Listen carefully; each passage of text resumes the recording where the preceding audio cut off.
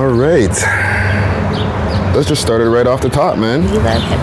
We have a gentleman who's been out here in this city of Toronto.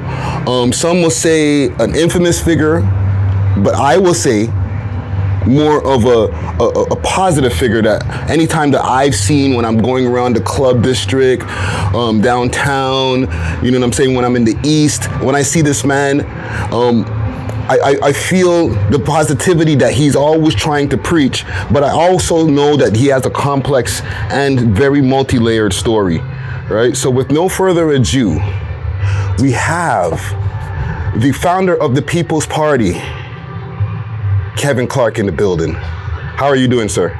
Well, I'm doing good considering that I've had. My son! You see, the election fixing is falling down. Let's put the election fixing aside. That's how we started today. I guess that's all they're saying. You see how God broke it? So it just comes out, Mr. Kevin Clarke, Mayor. So you see, God has spoken to us because God has taken Olivia Chow, and we've got Olivia Chow here. Let's see if we can find her here. So there's Olivia Chow. And you've got Mark Saunders, Mitzi Hunter, and Brad Bradford. Mm-hmm. Now, they've been the media candidates they've been telling you about. Yeah. But as you can see, God just sends us a quick message that they have fallen down. So we're going to get rid of them.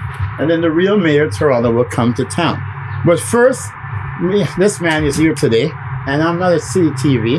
Thank God I had those heart attacks, so I missed those. Because I pulled Olivia Chow. I planned to be at City TV for the interview. I planned to be at a debate last night. I planned other things. Right. But God had other plans. So God had other plans.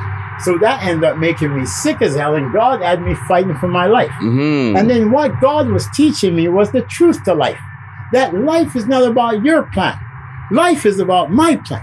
I am God Almighty. I created you out of the dust of the earth. I put the breath of life into you, and you have the disrespect to think that your plan matters more than my plan. Well, do you know they say the best way to make God laugh is to make a plan, right? The best way to make God laugh is to make plans. Yeah. So all we can say right now is to Olivia Chow, Mark Saunders, Brad Bradford, Mitzi Hunter, Anna Beloy, you just made God laugh. Because you see, God has just told the people who their real mayor is. The man who is a 7-time mayoral candidate, 10-time provincial, 5-time federal, brokered the largest children's rights case in Canadian history. And we're going to stop there for a second. So I must pledge allegiance to the ones that got me here. Holly Jones, if you can look her up if you have a phone. Okay. And tell us who Holly Jones is. Holly Jones. HOLLYJONES.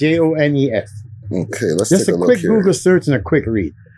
All right, and for the people, I'm out here on Kingston Road right now, like Kingston and like Morning Galloway area. You know what I'm saying?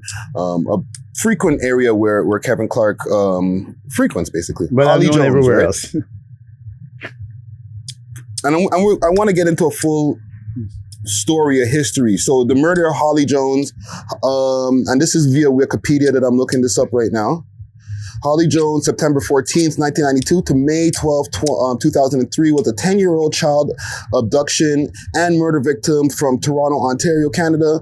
On May 12th, 2003, while walking a friend home, she was kidnapped, assaulted, and by Michael Breer. After dismembering her body, Breer attempted to discard the remains by placing them into 2 bags and used weights to try to sink them in the Toronto harbor. The bags were found the next morning.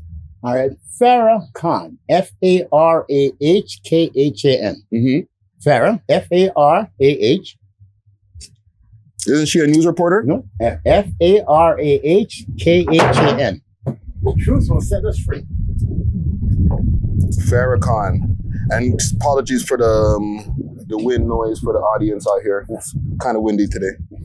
So I see Farah Khan here. Farah Khan, child. I see like an actress here. Nope, a young child named Farah Khan, Toronto. Okay. Farah Khan, Toronto. Okay. Farah Khan, Toronto. Five remembered 20 years after her murder by those who never knew her. Partial remains of 5-year-old Farrakhan were discovered at a park in Prizer, and Prizer was led to detectives who helped solve the case. The little girl's father, stepmother were later convicted of her murder. All right. Now let's go with Kaylee Callahan Balanji. K-A-L-I-E, Callahan, C-A-L-A-N, Callahan Balanji. But I'll tell you about Kaylee because you won't be able to find her name is so long. Kaylee was ran over by a garbage truck down around the O'Connor area. And the heart says, I'll kid this girl coming home from school. End her life, and her parents expecting her home, finding that she was now squished under the wheel of a garbage truck. Mm-hmm. But one more we're going to give you, Caitlin Sampson. Caitlin Sampson? Yes. Pull this back a bit for you. Just make sure our audio is good. Caitlin Sampson. K-A-T-E-L-Y-N-N. S-A-M-P-S-O-N. Caitlin Sampson. Okay. And this we're getting to somewhere with this, right? Yeah. Yes, of course. Caitlin Sampson.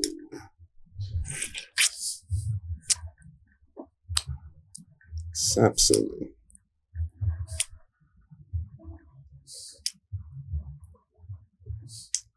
Okay, detectives reveal that Caitlin Sampson's killer did before. Okay. Toronto detectives reveal what Caitlin Sampson's killer did before making a fake 911 call. The Toronto detectives investigated a brutal murder of Caitlin Sampson. Says that he heard a 911 call reporting her death. He immediately knew something didn't add up.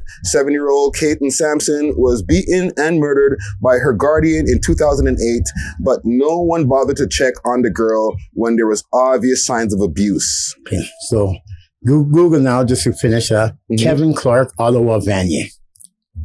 Kevin Clarke, C-L-A-R-K-E on YouTube. Ottawa, O-T-T-A-W-A, Vanier, V-A-N-I-E-R. Vanier. Let's see here. Play it out loud if you can. Okay, so this is on YouTube. You want me to search this? Yeah. Let me find this on YouTube quickly.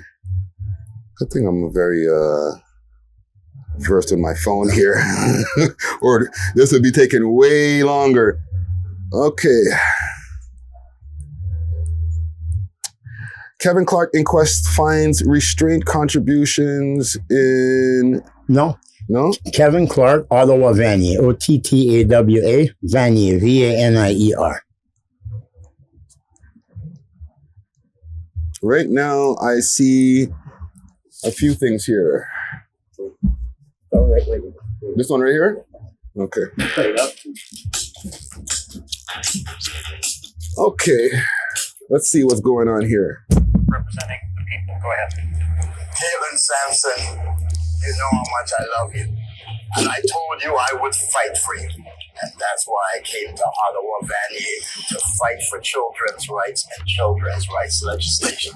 I thank the NDP for finally coming to their senses, and 2 days ago, they decide they will support Kevin Clarke and the people, and they will introduce a bill on Caitlin principle. Caitlin, I said I would fight for you, and that's why I'm here, to fight for all children. From the people party. So, now the last thing you Google is Caitlin principle. Caitlin principle. It should be a new law. Caitlin principle? Yeah, K-A-T-Y-L-N-N, principle, P-R-I-N-P-I-C-P-L-E. Should be Solicitor General report. Okay. Maybe I should put in the Caitlin principle? Yeah, Caitlin principle, or Solicitor General report, Caitlin Sampson.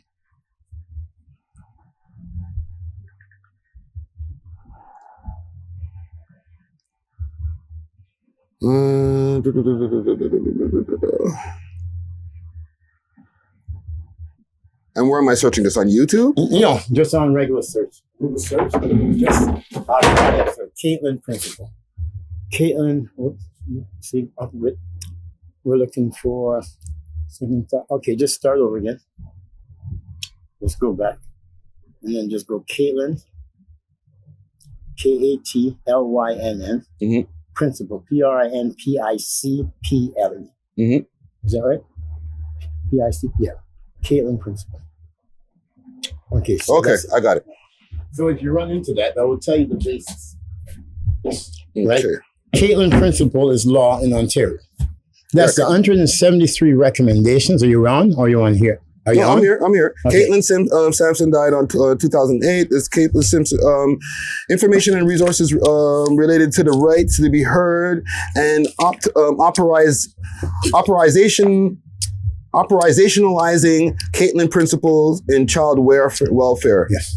So Caitlin principle bring into law rights for children in Ontario. There's 173 recommendations of how the government of Ontario failed the Caitlin Sampson. But all these kids I mentioned previously are kids who have been instrumental in my life. Right. They're the ones who have turned my life around, and they're the purpose why I do what I do. Right. Because of Caitlin Sampson, because of Ollie Jones, Cecilia Zhang, we did not mention, and Farah Khan, and a young Dudley boy. Now, each of these children were of all different pigmentation. The Dudley boy was a Negro. Sampson is believed to have been a native, but she could have been part colored too, mixed. Then Farah Khan was an Indian. Cecilia Zhang was Asian. Ollie Jones was Caucasians. Right. But these were all children who were murdered in horrible manner. People always say, Kevin Clarke, you're a homeless activist because you do all these homeless under feed outs and do all this. I do those because of appreciation for the people who were there for me when I was homeless. I would like to repay those people by being there for others who don't have these people there. I am their representation because they saved my life. But my life is all about these children. Because I was brought up to where I never had the ability to know my dad. I never had the ability to have a childhood that every other children have. We want all children to realize that they all have rights. And Caitlin Principle gave rights to children in Ontario, but only in foster care, child protective services, or children's aid. We want to extend Caitlin Principle in here. Toronto Community Housing, to all households in the city of Toronto. We want to ensure that all children in the city of Toronto are protected and know that they're protected. Anyone can have a child. You can be pardon the expression, you can be of different sexual content and decide to adopt a child. You can have guardian over a child. You could be somebody who has mental health issue. You can have a child. You could be somebody who was abused. You can have a child. You could be somebody who was gone through great ordeals, or you were beaten by your parents, whatever. You can have a child. And you might reflect what your parents did to you, even in an inappropriate state. You might in turn bring it back onto the children.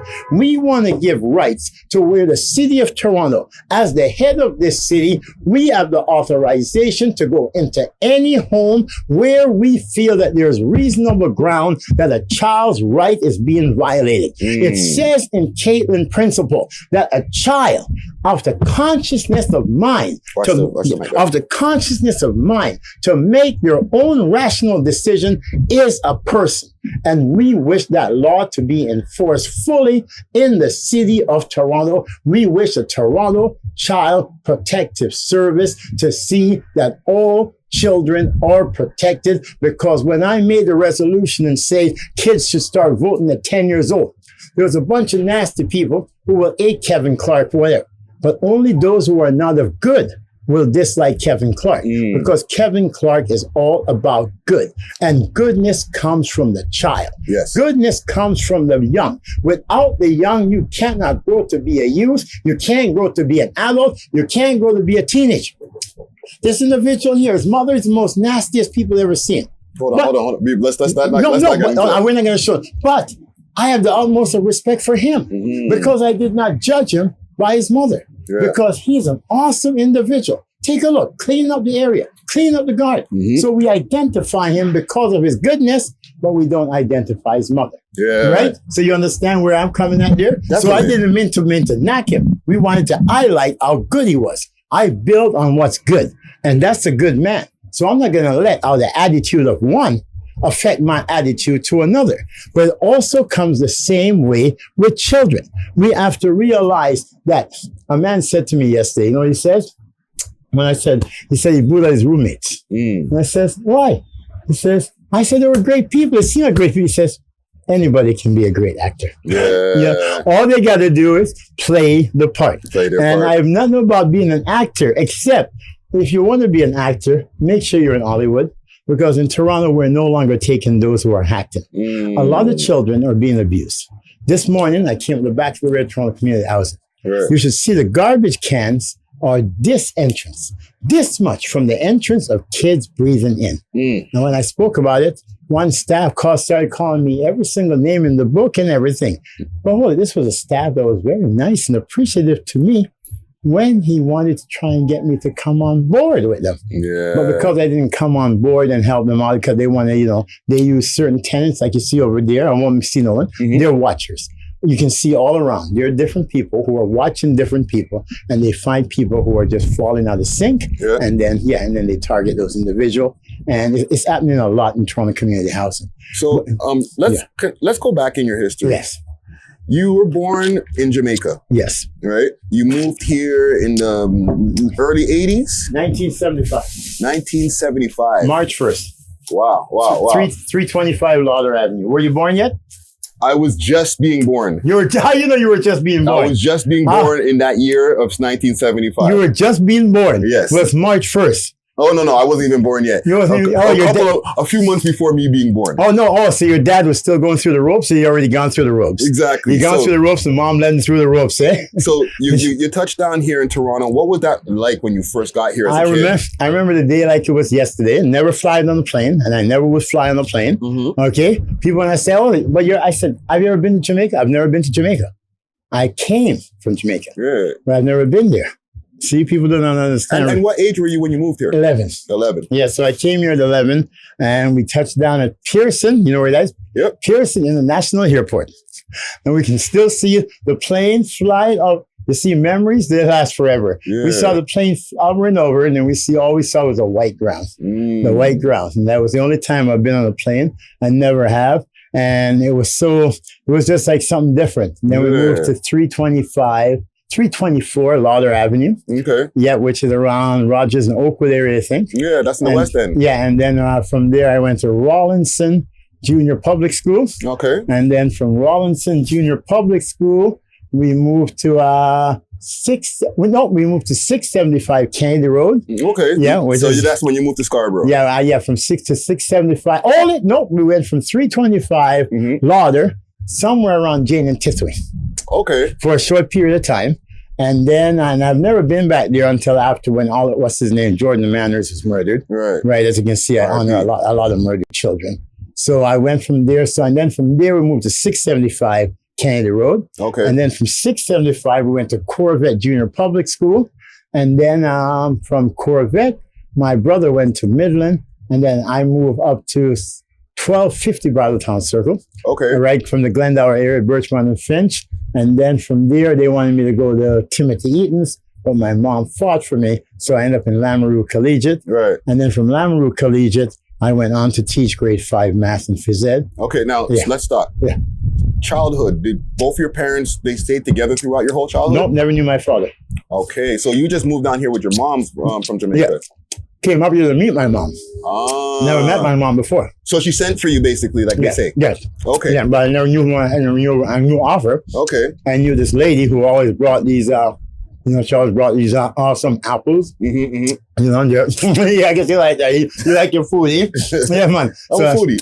Yeah, I'm a foodie, yeah. So she brought these awesome apples, and, you always remember those apples. And when I was 11, my dad told me my grandmother was my mom. Was my real value, Amanda Clarke. Okay. And my values come from her and my grandfather. Right. Because what people don't understand, when I took real sick, this year is a part of my aunt, where I had to keep shoving down my throat, just to get, and it erodes, and then my skin showed the inside I'm white. Right. So if you're talking about white people, black people, I'm a brown skinned Caucasian. Right. So I'm a Caucasian Negro. Have you ever heard of a Caucasian Negro? I have not. No, This is the first time. Now you have. I'm a Caucasian Negro. Because you smoking a cigarette too? I'm just finishing this spliff here. Oh yeah, I'm a Caucasian Negro because on the inside I'm Caucasian, Right. And on the outside I may be brown, but like everyone else, you must see. You see, I normally was this when I was a child, and then my Negro. And remember, when you're Negro, you become that. So everybody's Negro. Everybody's Negro. You're gonna be a baby. Everybody's Negro. Everybody's Negro. Let's continue the story. So never forget that, okay? Everybody's Negro. Everybody's Negro. If your knee don't grow, you're divorced. If your knees don't kill me but today. even the divorced Negro, right? So, So let's continue the story.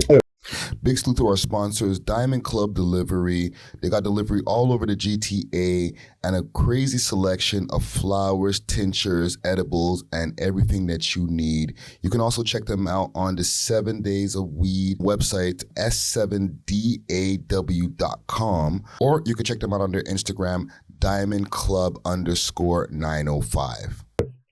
Now, you start getting into, what was high school life like for you? High school?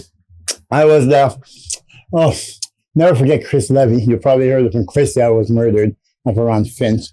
But Chris Levy, I decided Chris was a bad boy in Lamoureux, right? Mm-hmm. So I was one of those, the outbreeds, the outcasts, right? Okay.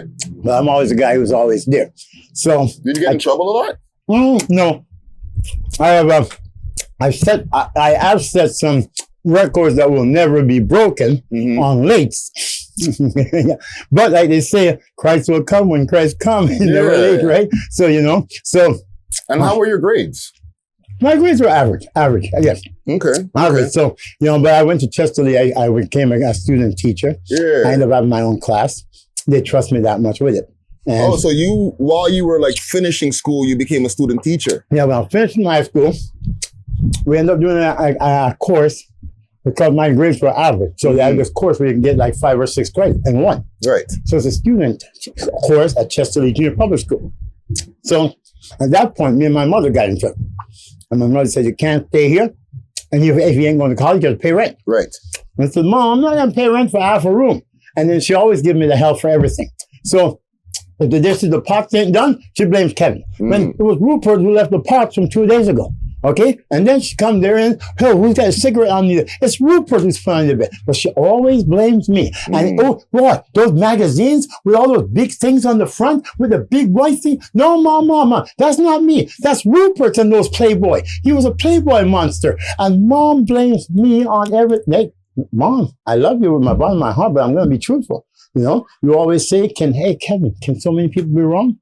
If the initial message they got was a lie, then yes, they can be wrong. And each time Rupert tell you this and tell you that, you believe Rupert and everything, and then you leave me out there and you found out Rupert was one smoking the cigarettes. Rupert was one with all the girly magazines under the bed. And I was the young son. Oh, sure, Rupert went to college. Rupert ended up with this big high-tech job. So was that grounds for you to end up blaming me for everything he did? But let's leave Rupert alone. So let's move on in the story. So we're at Chesterley, and I started, first day there, I knew it was a place for me. And we started doing there. I was good at phys ed, and I was good at math. Right. So things go on. And one day, I'm coming from Glendower, and by the basketball court, we sit, play our domino, and smoke our spliff, right? So when my mom kicked me out, and I thought I knew everything, right? So I got up and left, went on to the sauna, everything. I'm in a peaceful world until the super knocked. Oh, sir, the sauna is closing. My perfect world. I go over to the field. Oh, right on. Oh, then it starts to rain. Yeah. So my perfect world was shattered. So I'm at Chesterley, and one morning I came in, and Mr. Williams introduced all the kids to me, 30-something kids, and they said, this is our teacher, our student teacher, Mr. Kevin. So time passed by, and one morning I'm going up there to their school, and I'm sitting there in front of a class, and Mr. Williams gave me full authority over the kids, 31 kids. He says, Kevin, here's the problem I have. I says, what's that? 30 out of 31 kids are failing. Wow. 30 out of 31 kids are failing math. So we started going in time. So one day I learned a secret. When I came up, my eyes are red as hell. And, in those days when you smoke a gun, just with the big red coming in the eye, right? So me, I red as hell. And Susie looked at me and said, Mr. Kevin, how come your eyes so red? He said, Susie, how old are you? What's that do with your eyes being red, Mr. Kevin? No, how old are you, Susie? 11. And how old's your mom? So Susie, if I'm not as old as your mom, if I'm not twice the age of you or older than your mom, then you don't ask me questions like that. Right. So that was the thing. But the real thing though, Susie, don't call me Mr. Kevin. Call me Kevin. Right? So I found that what the kid was, you have to personalize the kids with math. So I started teaching them math and everything. And about a couple months passed by. And I thought, okay, everything is good. I smoke my spliff, go to school. But then I get called into the principal office. And I wonder, oh my God, yeah, Kevin, Mr. So-and-so want to see you. So I'm sitting on the principal office, and then there's Miss Meredith, and then there's the French teacher. Right. So, oh my God, did the kids tell them that my eyes were red? And that's the only thing I can think of, right? Mm-hmm. So the principal looks at me and says, Kevin, you know why you're here today?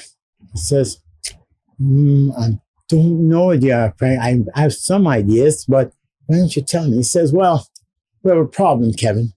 He says, what could be the problem, sir? Mr. Williams. Mr. Williams? Oh, well, Mr. Williams is in the hospital, and Mr. Williams took sick, and he will not be coming back for the rest of the year. Oh. And Mr. Williams is the teacher? Yeah, he's a teacher. Okay. He says, so, see, what we normally do in this situation is that we normally bring in a substitute teacher. Mm-hmm. But Mr. Meredith and Miss So-and-so, they had a better idea. So what's that? They wanted you to take over the class. I said, what?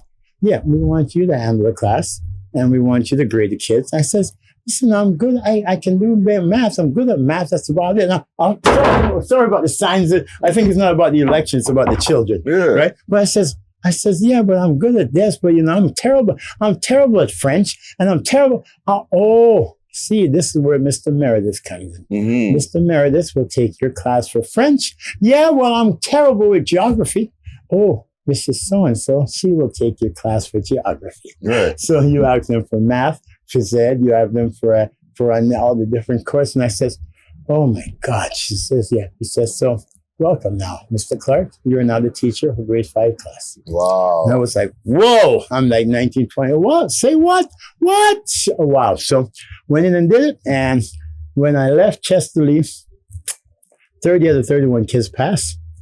Wow. Yeah. So you reversed it. You flipped it. Yeah, flipped it. And the greatest joy I've ever had, the greatest memories I've had, we go up and see my wall, no matter what. Mm-hmm. I have these little letters from kids. And that was from here, those things I've done here. Those are my prized possession. Nice. But the only thing in life I've ever lost that I wish, aside from my grandmother and grandfather, that I wish I could get back was a letter from all the children in the classes. When I left Chesterleaf, when after my mom kicked me out, the only thing I took with me was letters. And when I end up downtown in any homeless shelters, wherever I go, these letters, stacks of letters, followed me wherever I go. Even when I went to Guelph for the marijuana beef, which is now legal, and I went to jail for it. Okay, even when I went there, those letters followed me. And the only thing, oh my God, the only thing that I've ever lost that I found is this guy you're gonna love. Wait till you come, okay? But yo, crazy guy. Don't bring it. The only thing I ever lost that I've ever missed was these letters from these kids. Wow. Because these were all these kids, and they were just thanking me for being a teacher, thanking me for giving them the lessons. And I remember one of them where I was downtown. And I was known as a pimp, right? Mm-hmm. And that's why when I got into politics, I used the word when I got Bob Ray the first time is, Bob Ray, you ain't nothing but a pimp, a person in money position, and you're living off the avails of the people, exercising control and procuring. And when I used that, and I was coming up on the stroll, and I pull up, and I was known as Special K on the streets. Mm-hmm. And I used to say, yeah, baby, what's up? What time of day is it? But I realized God had me there for a reason. And what years was this, man? Probably 86, 85. Okay. Yeah, so this is when downtown, this is when you used to see the holes on the stroll. Yo, baby. Yeah, those were the days. I remember. Yeah. And is this before or after starting working with the car dealership? No, before the car dealership. Okay, so break it down. So now, So as we were finished, we go to Chester Lee, did all the teaching, end up leaving my mother's home, end up downtown, end up on the street. Then I ended up meeting an awesome individual who was murdered at 77 Maitland, Diana, and he cured my homophobic because we used to go out with homosexuals and everything. Yeah. Until one day, we went to a homosexual, and the homosexual called me by my first name and my last name. What you talking about, Captain Clarke? I said, who are you? Captain Clarke, born March 21st, 1964. What? Grandmother's name is Amanda Clarke. What? Grandfather's name is Vincent Clarke. Now I said, now look and said, oh my God, holy bum. Tom, if you Google him, Tom Keegan, prior to 2 trans in Maitland, turned out this individual was my best friend I was sleeping by at under 21 at Covenant House. Turns out while we were out doing our thing, rolling on, I was following the crowd. And when we went to go harass this one person, turns out this person was my best friend, and I never knew that he was around in drags. Wow. He taught me about friendship, taught me about acceptance, because here I was following the crowd, going by what everybody said, wasn't ready to affect the drag queens.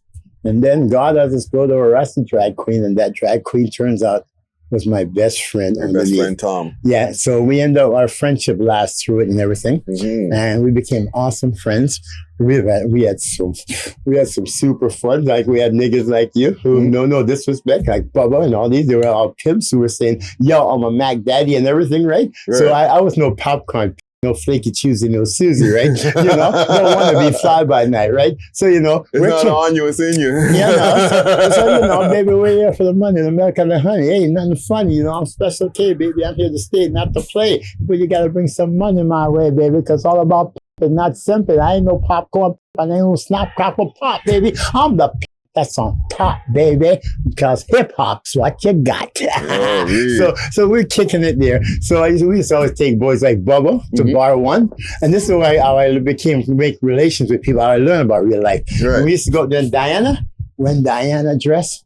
Why, Lord of mercy, when Diana dressed. Whoa, yo, Diana would knock up world. And me, I had like 6 hoes at that time, styling, profiling, baby, Special K. He had to play, hey, baby, you better make sure you pay if you want to play, baby, ain't no sweet, baby, Okay, so, yeah. Okay, so you had the street life. Yeah. When did you go from working in a car dealership to owning a car dealership? So, because I found this piece of information online, and I'm like, I now that I'm getting to talk to you, I need to get the confirmations on that. So, after I get out, they put together this squad called Pimp Squad.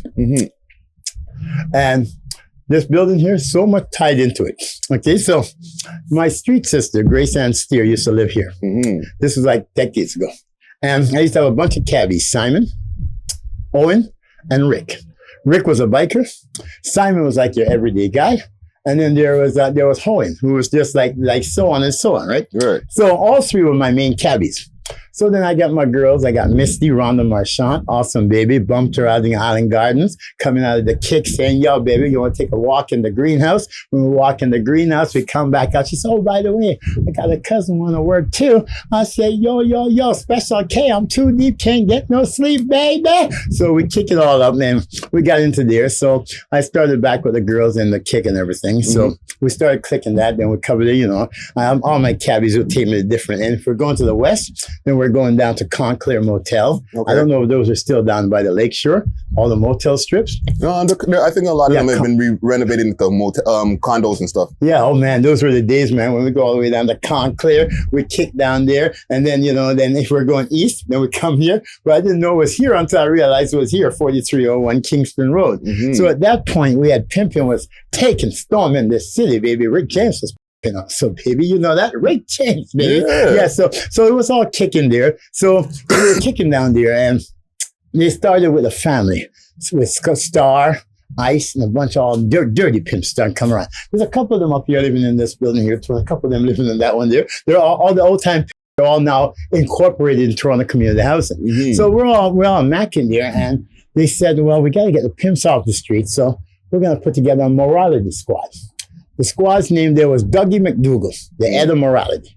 Then there was Chris Needham, Gregory Proctor, Sperm Whale, Mongo, and then there was Chris Denny, and there was a few other. There was like 7, 8 member squad, and they were there just to go out. Oh yeah, Chris Robinson, just go out and get pimps. Mm-hmm. So first they got Frankie Dorsey off the street. Then they got Frank Willis. Then they got Xavier. Then they got who was there? They got China Lee, Korean John, White Ace. Then they got the Ace that they own airplanes. There's Black Ace, and then they got all these off the street. So it came down to it. There's only one we have to get. Mm-hmm. And we're going to get him by midnight. So I'm kicking down the Charles Street area where I'm hustling. And is the one you? Yeah. The one, we're going to get him by midnight. Yeah, the one named Special K. Special K. Yeah, Special K. I'm sexual, perceptional, exceptional with a C, sensational, idealistic, athletic. I'm live. My mother called me Kevin, baby, called me Special K for short. But one thing I'll never do is give you anything short, baby, because my mommy gave me a real big one. Something like that. So they're looking for you. Yeah, so now the cops. So now I'm known for the weed down there, right? And I've gained, what's his name? Robinson already ran me down. All these cops knew me. Whenever there was a bus there, I used to run a couple of booze cans downtown. Mm-hmm. And, a couple of things. And whenever they come, it's always, all right, Kevin, stay where you're at. And I was the king of acid, like Larry Zidaway. Yeah. When Zeppelin and all these bands come and Rush, they started there. I was the one who supplied all these boys with their LSD. Wow. Yeah. So all these, like there was a gas works. Snapple fact. There was a gas works. There was Larry Zidaway. There was Hotel California. Mm-hmm. There was the Waverly Hotel. Then there was the one on the Bamboo. You remember that? The Bamboo on Queen. And then there was the one you're on your PWDs. You know what that one stands for? Yeah. Pimps, Whores, and Drugs. PWDs on Yorkville. So these were all the days there, and everything was real good. So now they've gotten all the squads until they say only one we're going to have to get.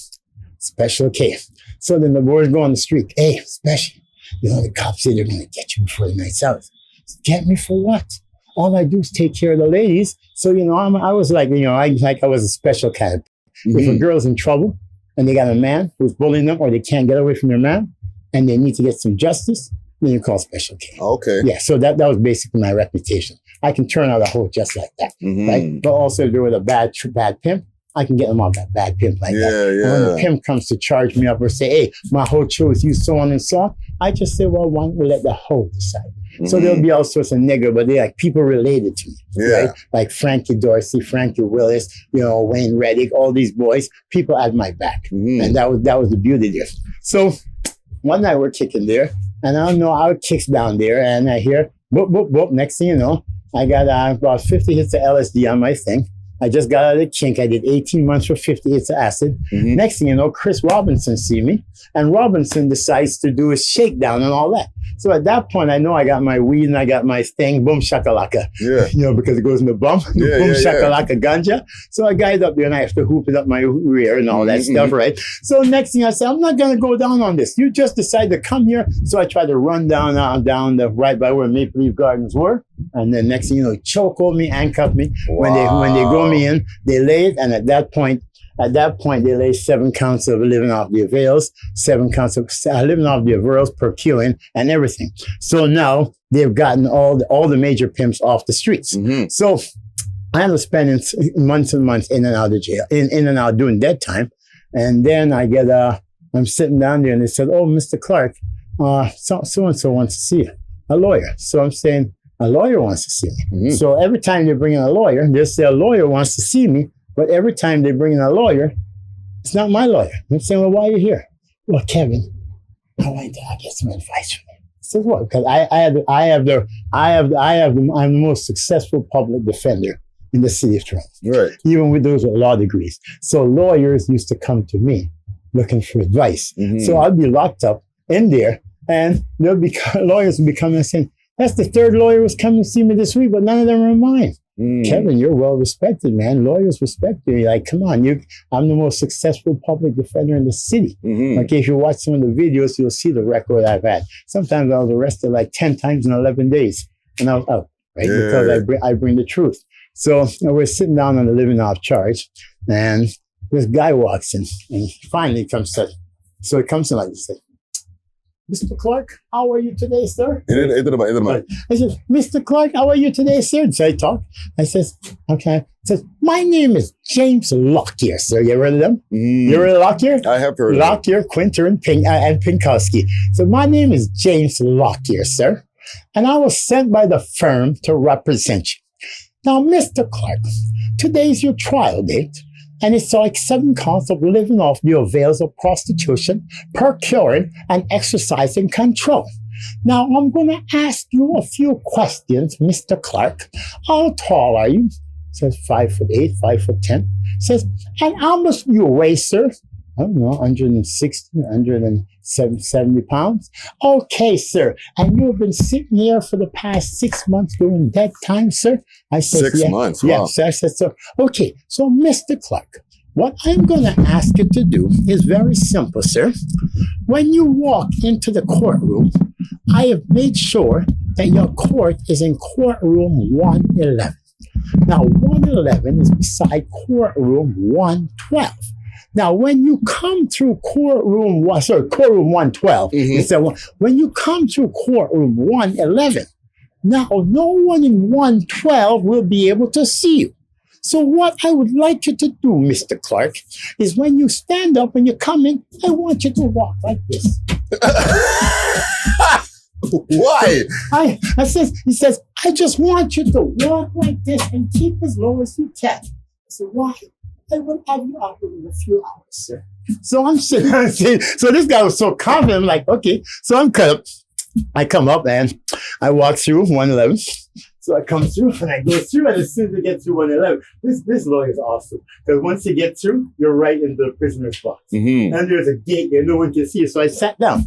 So Mr. Lockyer says, now, Your Honor, my name is James Lockyer, and I'm here to represent Mr. Clarke today. Never in my 30 plus years of law have I seen such a case that is such a travesty for an injustice. Your Honor, my client has sat 6 months behind bar. This notorious special case. And today, the officers want to tell you that they wish an adjournment to another trial date, when this trial date was set 4 months ago. And now they're telling you that the lead officer is not present today. But yet 4 months ago, the lead officer knew of this case. There is no sense of justice. If we adjourn this matter to another date, this will be a travesty for an injustice, Your Honor. And today the trial must be held without office. So the judge said, well, I do agree with Mr. Lockyer. Mr. Clarke has been sitting there for this period of time, and Mr. Clarke has a right to a reasonable trial in a reasonable period of time. The officers, they knew when this trial date was set. The Crown Attorney was aware when this trial date was set. So we're going to proceed today with trial. So he brings up and says, okay, so they call their witness. First witness is a police officer. Officer, what can you tell us about this case? Well, I'm not the lead officer. I can't tell you much. So you can't tell us much. So why are you here today? Yeah. Well, because the lead officer is not here. Right. Yeah, but should the lead officer not be here? And if you're going to be here and he's not going to be here, shouldn't you be the lead officer? Say, well, so okay, what can you tell us about this man's special case? Well, he is, and he started his own, about 5'9", 5'10", 230 pounds, with big flappy lips. Wow. That is the description of Special K. Now, I am Special K, right? But, but we ain't going to go a wild description. So now we go through, and he comes and says, so, officer, can you tell us the nature of the charges? Well, I can't tell you much because I'm not the lead officer and I'm not on your case. We need officers. So we went through it. So I guess that is the Crown's case. He says, okay. So Lockyer gets up and he says, as I said earlier on, never have I seen such a case that could have led to such travesty of injustice. Your Honor, Mr. Clarke was sitting over there in the box. And I'd like to ask Mr. Clarke, can you please stand up? So he was like, boy, 6'3". The description of the officer was Special K, was 6'3", 230 pounds. What? Big flappy lips, Jerry curls. When I'm 5'10", 5'8", 160 pounds. Yeah. So that guy locked here says, okay, Mr. Clarke, how tall are you? I don't know, 5'8", 5'10". How much do you weigh? 160, 170 pounds. And, how tall are you? He started going into it and says, so, Your Honor, do you understand what I'm talking about today? This man's special case, 6'3", 230 pounds, a big flat lips. My client, 5'10", 160 pounds. Does these sound like the same person? The judge looks at him and says, I agree, Mr. Lockyer. This case could have been a travesty of justice, and I will chastise whatever word they do. I will admonish the Crown that a case like this was brought in front of me. This is such a disjustice to this man. Right. Such a disjustice to all that we serve. Mr. Clarke, on behalf of the Crown, on behalf of the Attorney General, we apologize that you have had to go through this. Charges are dismissed, sir. You can leave. I'm standing there. Lockyer walks over, opens up the box. I'm standing there. You can go, Mr. Clarke. Wow. I said, wow. So after that, so that was there. And then from that there, I ended up, during that bit while I was in, I took real sick. My liver went on me. And I ended up with jaundice. And I nearly died in the bottom of the jail. So at that point, I made a vow to turn my life around. Right. To make my mother proud. So I started going through the newspapers for different ads for jobs. And I saw a job. Money-motivated, bright and cheerful person needed to do light telephone work. Salary, incentive, and commission will change. Right. Call Leroy, I think 691, something in that. And me and Leroy are still friends now. Right. And I called it. I ended up in the basement of 117 Wheeler Avenue with Lawrence St. Germain. And ironically, I am the king of love. Lawrence St. Germain is supposed to be the king of 8. But he's an awesome man. Very awesome man. You'll meet him one day. He's a native man who's been really chastised by the system because he went up against his political elite. But Lawrence is not as adept with his words, and I am. Right. So he goes right to the jugular, right? And so, and but he's he was like a pit bull. I was such a puppy dog, right? Awesome man. And he did me justice, gave me a $6 an hour job. First week I got there, the most anybody ever made was, I think, got $270 a month. Okay. In my 5th week, I was taking home 500 and change. Nice. 6th week, 700 and something. Then I cracked the $1,000 mark. Nice. So then he came to me and said, hey, what do you think of this? I said, what? What do you think about you going into business for yourself? And I couldn't figure out why. I figured out why later on. He had bad credit. Oh, he needed a name to put it down. Yeah, okay. But hey, you know something? For each negative, there's a positive. We have to remember, for every blessing, there's a lesson. For every lesson, there's a blessing, right? So at that point, 94 around, you start getting involved with politics. Hey, what's going on? It's the Hungry Hustling American Dream Afro Man with my main man Peter Jackson, you know what I'm saying? And we want y'all to know about these sovereign selections. Hey, yo, Mr. B.O.K. Lloyd Van, shout out to Sovereign Selections, you heard? Good boy, Dr. Bushman, shout out Sovereign Selections, right by fucking Eden Center. You guys come tap in with them anytime you're in the end. You guys know what time it is, man. Come to Sovereign, get it loud, man. Gas is weed. In downtown, 70 Dundas Street East. Pull up on them. Yo, shout out Sovereign Selections. They pulled up on me on the way in the A. Dropped me some gas with their DT 570 Dundas Street East. Go hit them up. Go to their store, buy whatever you like. Found they got the gas. Yo, when you out here in Canada, mess with my nigga Peter Jackson and smoke that Sovereign. It's that gas.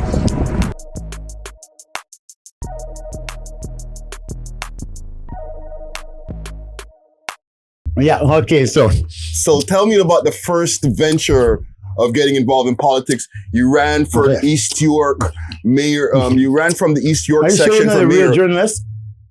Me? Yeah. I haven't gone to journalist school, so I won't disrespect the journalists like that, but I do my research. No, they'll be getting respect if you fall in their field. I do my research. That's all I can. That's all I can say. I do my research. That's why we need to teach journalists in this city. Right. So you're on a copy and paste nowadays. You're representing the East York district, and you took your first step into the mayoral race or politics in 1994? No. So after everything went, me and Leroy fell out. I ended up having to transfer my phone line. So I ended up in East York. And this is 1991. Okay. Went until one day, I'm on 122 Lair Drive, 33 Lair Drive, and 124 Lair Drive. Right, and that's in the East End for the people outside of Toronto who don't. So I got 3 stores. I got 1,000 square feet at 122. I got 700 square feet. I'm sorry to interrupt you. Yeah. This is 1991. That layered drive area, for the people who don't know, there's a lot of car dealerships that are out there now, right? So that's like early time when car dealerships started popping up in that area. So this was just before the GST, 1991. So I'm at the office, and I'm just looking to move down to 33 Laird into the real business district. And I get a call that says, "Oh, I'm calling about your ad in the Globe and Mail." Now, I run the business. I don't know about no ad in the Globe and Mail. Oh, yeah, it's on the front page today. So what's on the front page? So I send someone out to go look for a Globe and Mail. Nobody can find one. Right. So I jump on a bicycle or something, and I went all around and layered all around the area there, down to Eglinton, all the way back. And that day, for some reason, July 1st, 1991, every single Globe and Mail is sold out. Wow. Finally, I get a copy of it. I open it up. Front page of the report on business in the Globe and Mail. Used car business seeks back road beyond GST. They just introduced the GST. And my business, the main motor man, is now in front page of Canada's national newspaper, the Globe and Mail. Wow. Front page, page 1. So it starts going on. It says, a man who has since left the company says that he doesn't put his name in the hat because it would give the impression it's a car dealership. The man who has since left the company was the owner of the company. The guy who hired you. No, me. Oh, you? Yeah, because I hired me. Yeah. So what I did was I had Rick Nixon, Larry Christie, who was an old-time guy from downtown, from the Larry's days, from Larry's Hideaway. Right. And I have a woman. I was a talk of Bay Street in 91.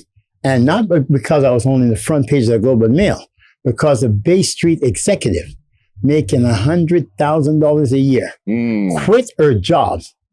And the exact word was, she quit her job to go work for that, the N-I-G. we won't put the rest of the letters. Okay.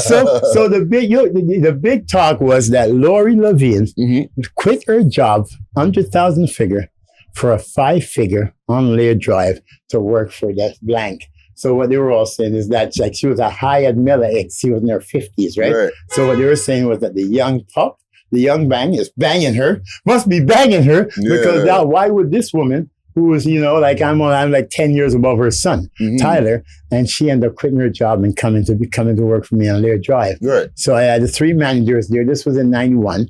When we pull out the article, it was an article by John Ansell, and I was the talk of Bay Street. And ironically, years later, I ended up sleeping on Bay Street. Wow. And I became the talk of Bay Street then.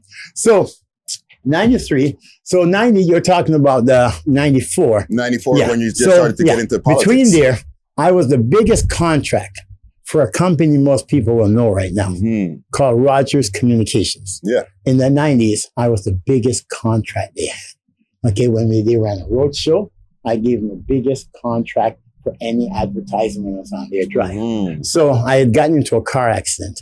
And I got a $5,000 settlement. Right. And I used that to put into the business and everything. I was up to 40 employees. Right. 40 employees. At one time, I got like $13,000 phone bill, all these things. And it was like awesome. And I went to a guy named Dennis Mills. You heard of him? No. Famous for the Rat Pack. Sheila Copps, John Nunziata, and Dennis Mills. They are the infamous Rat Pack in Canada. So I went to Dennis and I said, Dennis, I put the money into the business. It's all done, but I have 40 employees. I need your help. Can we set an appointment where I can come in and talk business with you? Right. So Dennis set the appointment for a Saturday. And when I called Dennis to say, Dennis, can I come up and see you today? He says, oh, Kevin, I'm in Brampton. So I was there. Hold it. You have an issue in your riding with job creation where 40 employees are affected. And you set a time for today and you're out in Brampton, Dennis Mills, you don't care about these people's job?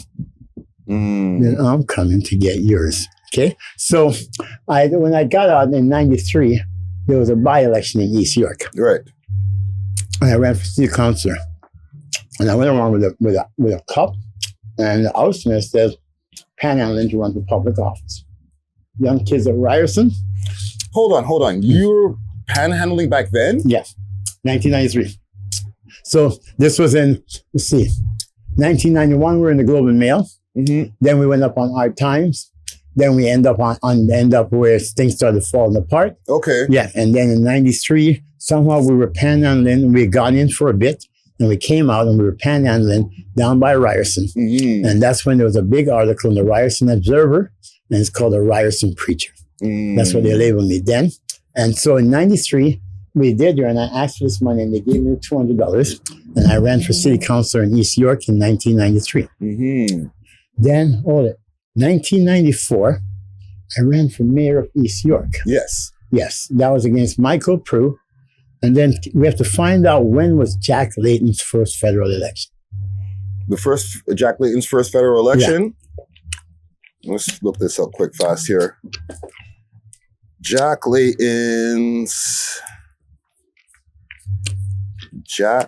Greenwood.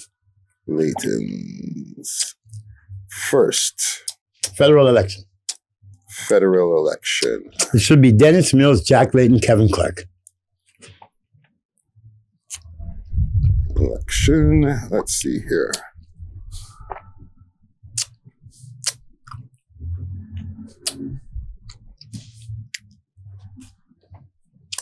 I think that from my research, that was like 97 when you guys were having... So you find out when Layton, it was 26 years ago. Mm-hmm.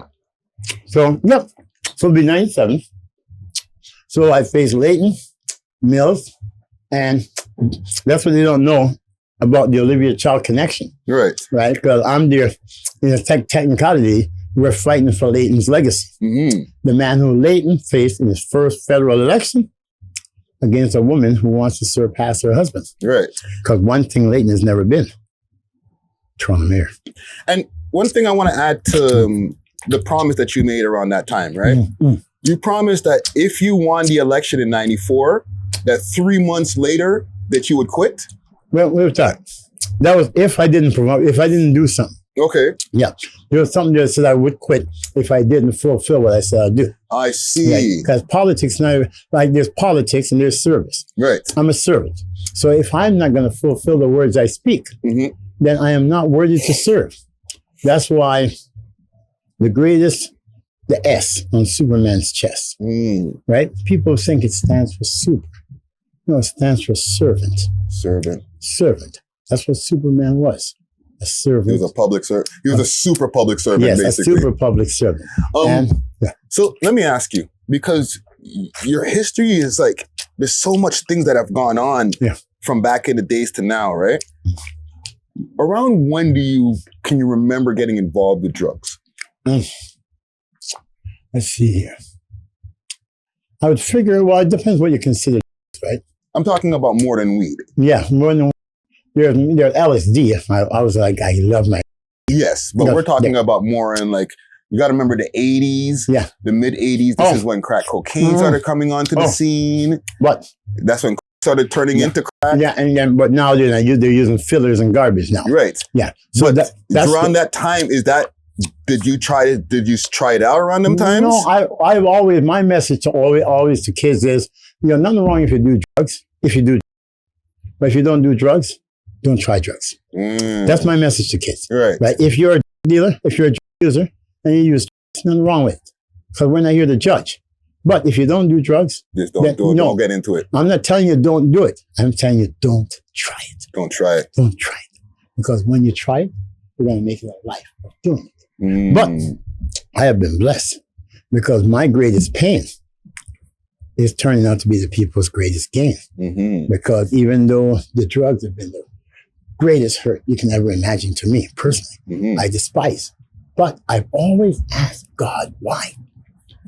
And each time something would happen, I said, same stuff. I says, God, why? Why? Because God says to me, he says one day, Kevin, You remember when you were on the bridge, the Lakeshore Bridge, with Anthony Schofield? I don't know if you ever watched a show.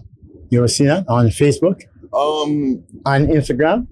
It's passed by my timeline, but I haven't delved in. Kensington Market area. Okay. So he said, you remember when Jennifer was pregnant with her twins? And you remember, Kevin, one of the most happiest day of your life was when you were by the Big Slice. You were the Big Slice? Yep. Young and Gerard. Yeah, you were at the Big Slice by Young and Gerard. And in the daytime, you saw Jen, the twins, and Peter coming down the street. You can still remember how beautiful Peter's feet was clean. Mm-hmm. Do you remember Peter pushing that baby carriage down Young Street? And you just feeling so much of joy to see Peter, Jen, and the twins as a family? So God, what's that to do with anything? Kevin, if you were not underneath that bridge, and if you were not on then, you wouldn't have been there when Peter was ready to take his risk. You wouldn't have been there to take away the knife out of his hands. You would not have been there to say, hey, Peter, you got a darn beautiful lady down there with a pair of kids who are ready to be born. You would not have been there to stop Peter from taking his own life, which would have left Jen underneath the bridge with a baby's father. So aren't you now happy that I chose you to walk that path than someone else who would have just said, hey, see you later, Peter. Yeah. If you're dead, I got your drugs. Yeah. So I realized that then. And from the amount of people who have credited me, I used to come down the street and people used to say, Kevin, you know how much people are driving Mercedes? I said, so? Because of you? So yeah, he says, Kevin, they've interviewed you, they've done this, they made so much money. There's a guy named Zolt Kovisk. Okay. Most of my videos. He was a Ryerson student when we met. And he followed me around to do all these documentaries. I hear now in this country, he's an icon. Wow. If you take a look at one of them, The Papal Chase. Papalchase. I'll put it in the descriptions. Yeah, just Google that and just read the first part of it. It falls in the timeline. I think it should too. The Paper Chase? The Papal, P-A-P-A-L. Wikipedia, The Papal Chase.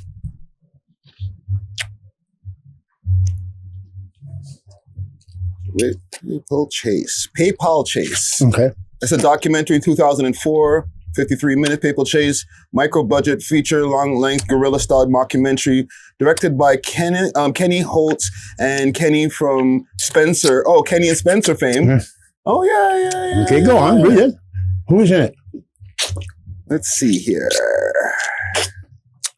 The film features cameo appearances from Mick Jagger, Keith Richards, Ron Woods, as well as footage from Toronto mayoral candidate Kevin Clarke. Wow. The illustrious. Wow, man. You got such you have such a wide tapestry of life, man. You know what I mean? Okay, can I fast forward and ask you? Yeah. Okay, actually, before I fast forward to now, okay? Because I want to know about that, what happened the other day at that mayoral debate. Yeah.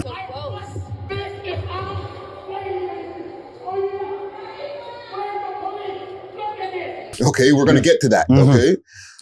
I want to know about the disguises. Which disguise? I've seen you multiple times. You either have sometimes you've had the full, like, let's say Afghanistan outfit. You've had the pimp hat. How did you start coming up and wearing all these different outfits? There's a saying in the Bible, take me as I am and I'll always be with you. Right. Have you ever watched Kevin Clarke debates his right to debate with the police? Yes. You've seen that? I did. You walked into the auditorium and all the police were called? Yes. Okay, so when you're homeless on the streets, how they keep you down, they're using psychological management. So if you're at in Adelaide, I used to remember the guy who owns the Scotia Plaza, the big king. He used to come down in the morning and he'll say, good morning, my neighbor, how are you? I said, Mr. Burns, how are you? He said, Kevin, so you walk over and says, you sit my hands. And there'll be like $50 in his hands. Right. Yeah, but before he let go, say, you got the finest piece of real estate in the city. Just keep it clean. Right. We used to have legends where I would be at Bay in Adelaide and there'll be like Burns would come down, different people. And then there'll be the businessman. I sit on the steam crate at the corner. And the businessman used to pass by. And one day a guy pulled up in his nice Lamborghini or something, right? And he says, he's calling over. So this businessman who just tried to belittle my bum, right? Tried to belittle me, right? So this businessman comes over and he runs over to his car. And he goes to grab the door. The guy got out of the car and Capone says, what the hell you don't touch my car? Why you don't touch? He says, you waved over to me. He said, I didn't wave over to you. There's nobody else here. What do you mean nobody else here? There's my buddy Kevin right here. Yo, Kevin, what's up, man? What, you think, Kevin, look at this. Just come over and touch me. Capone, slow down, man, slow down, Capone. Yeah, man, you know Capone. Well, yeah, but you know, forgive him. He's a businessman, not too smart. Right? So we go into it. So it turns out the man in this iron car was there to see the man on the steam crate. So that's how respected I was, right? The man who owns the big glass tower, he'd come down to give me respect and say, hey, keep it clean. Right. I remember one night, when the time I went in for the attempt murder, when the guy tried to kill me. So I'm cocky. If you say you're going to kill me tonight, I say you're going to kill me tomorrow. If I'm a child of God, I'm going to heaven. Why would I want to wait till tomorrow to die when you can kill me today and I'll get to heaven earlier? Right. So when Jackson Sherman Taylor tried to kill me after one of the elections, I'm at the corner and a bunch of cops just came down Adelaide. Suddenly all these sirens. And, you know, people always figure out, oh, my God, they're going to be in Adelaide. Someone called them on Kevin, and now the police are going to get some schooling. Right. So, you know, we'd be there, and then suddenly, and you know when the police come, you know what is going to come. The fireman's going to come. The EMS is going to come. Because you know why? Well, the reason we're here is because we never felt there was a threat. We just wanted to say hi to Kevin. Never seen him in a while. So I'm just sitting down there, and siren pulls up. There's one cop car, two cop car, 3 cop car. And these were the old days when the Scotia Plaza, the Trump Tower wasn't there yet. Right. So where the Trump Tower was, that's where I was. Right. Yeah. So so that's like Adelaide and Bay. Yeah. So Bay. So you see, I was the crossroad. B-A-Y. I'm a human GPS, so you could put any location. I'll put the streets to it. Timbuktu. Yeah. Okay. So B-A-Y. You know what that stands for? Talk to me. By all you. So you know what Adelaide is? Why I'm on Adelaide? Why? All deeds enable love and is decided equally. A-B-A-I, whatever it is, all these enable love and is decided equally. Nice. That's why Kevin Clarke is on Adelaide, because it's a one-way street. But if you know this about Bay Street, by all of you is a two-way street. It's a two-way street. Because if they'll buy you today, they're going to buy somebody else tomorrow. Yeah. So I'm there and a bunch of cop cars pull up. And next thing you know, what the hell? Hold it. It's my mother's car. Cop car. My mother's car and another cop car with siren coming. Wow. So I'm sitting down there and my mom just gets out of the car. And she's got this, never will forget this. You know when your mom get those little yogurt dishes? It's got like this, a yogurt dish like this. Boy, I can't hold enough chicken and dumplings, fried dumplings. So my mother. So I'm just sitting down there. I said, hold it. You guys gave my mom an escort here? I said, oh, mom, how did... Oh, son. Be nice to these officers. They helped me. I said, Mom, what do you mean? I was so worried. I'd seen on the news that somebody had tried this and something had happened, and I wanted to make sure you were okay. And I was so distraught. I was driving down the street, and next thing you know, there was an officer, and it was a one-way street. So thank goodness. And I told him I was looking for my son. And the officer asked what my son's name was. And I said, Kevin. And he said, would that be Kevin Clarke? And I said, yes. How did you know him? And the officers offered to drive me here. And then a couple other officers decided to come by. Wow. Yeah, so it turns out 3 cop cars decided to drive my mom to the steam crate at Bay and Adelaide. So which cop, which cop wants to, you're driving my mother to come and see me sleeping on the street corner? Well, it was a good thing, right? Because it was out of respect, right? Yeah. And I said, so why do you have the other 2 cop cars? The guys wanted to say hi to you, Kevin. No, you just wanted to see me around my mother because you guys couldn't do shit. You guys can't control me, but my mother can. And that's why you guys did this. You only brought her here to try and give you some type of power to think that you have done something good and something bad. Says Kevin, smile. Look, your mom is here. So, the cops and me have, we have respectful relations. So we're there. And my mother brought this chicken thing. So I'm on my blanket now, and I'm eating the dumpling and the chicken. And there's one thing, when you give me something good, one thing I must do with it. What's one thing you must do with anything that's good? Sure. You're a king, man. Touch me. Oh my God. So I'm eating there and I'm down to like, oh boy, 2 pieces of chicken drumstick left on 3 dumpling. Oh boy, but boy, it's so darn good. We can't eat it all. We eat it all. I'm saying that all the goodness belongs to me. Okay, we got 2 dumplings on 1 piece of chicken. Okay, I'm going to go. Then suddenly, bang! Feel something hit me in the head. Right. I look up. This guy just took, look at the beautiful kids. The guy, turns out, he took my bicycle and threw it at my thing. Wow. Then he says, I got up and he comes back and he says, if you're here in the morning, you're dead. This is my corner. So what do you mean your corner? He says, if you're here in the morning, you're dead. So he started walking up Bay Street. And at that point, I thought, hold it. I'm dead in the morning. I've lived my life, right? Why wait till tomorrow to die? So I said, hey, buddy, you're going to kill me? Come here. Can you kill me now? I want to meet God early. So while he's trying to kill me and going through, good thing I've been through some type of bit to where I had some type of jail shoes on because I'm the most wrongfully arrested man in the history of the city of Toronto, right? So I'm sitting there, and at that point, he's throwing, and I said, oh my God. I think I better fight back. So when he's coming, I decided he threw a kick and he grabbed my foot. He grabbed my foot when I threw a kick. Those shoes didn't come off. I had gone face first in the concrete. So at that point, I said, okay, I got to fight back. So I turned back and I went like this. When I went like this, he dropped. He hit the concrete pavement. So I rushed over and I put my hands over on his head, blood everywhere. And then I heard this sound that I never want to hear again. And I said, what? He says, that's his last breath. Damn. Died right on the spot. So when it's there, I said, then someone called 911. So they called 911. All these police cars came around. Next thing you know, the cops come and say, hey, Kevin, can you wait there for a second? Let's find out what happened. So I'm sitting there, and then another cop came over and says, Kevin, can you do me a favor, please? Can you just do mine? Because there's so much commotion and everybody wants to see if you're okay and all that. Can you sit in the back of the cop car just to figure it out? Oh, look at the beautiful birds. Yeah, so I'm sitting down there, and he says, okay, he says, we spoke. So while we're there, this guy jumps over, goes to the body, when this bottle of pills fall out. Never forget this guy's name, Chris Ward. And Chris grabs the pill bottle. Cop says, put that down. He said, no, I want that's mine. Said, that's mine. That guy robbed me around the corner and took my psychotic pill. So he was on crack.